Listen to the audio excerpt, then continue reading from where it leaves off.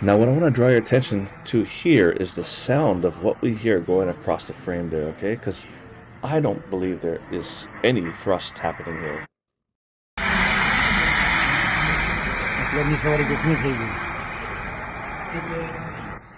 Right, very little to no thrust coming out of this engine.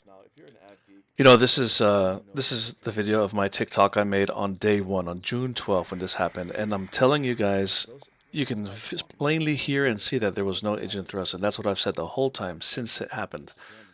So regardless of what all the mainstream, social media guys say, the flaps this and the fucking gear that, all BS. Now there's an update, and here's what the update has told us. At 8:08 and 39 seconds, the aircraft was airborne. 3 seconds later, at 8:08 and 42 seconds, engine 1 and engine 2 fuel switches were cut off. A pilot then asked, "What did you do that for? Why did you cut it off?" And the other pilot said, "I didn't do that."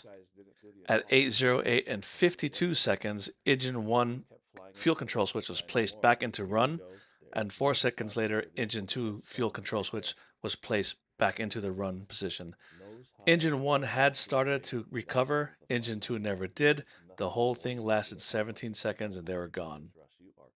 Now listen, I don't want to just automatically throw the pilots under the bus here, okay?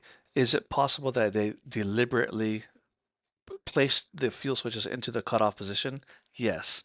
But is it still also possible that there was an electronic circuitry malfunction that signaled a cutoff? That's also possible. I don't know.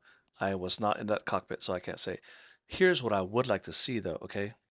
I believe there should be an emergency airworthiness directive that will make it mandatory for all operators of every kind of airplane that has this sort of fuel cutoff electronic switches to make it impossible to shut off those switches, or even if you did shut them off, the fuel system will not close the valves unless you had first placed the engine thrust lever to idle. So in other words, you can't shut off the fuel in flight unless you go to idle first and then you move the switch. I think that's what needs to happen here, guys.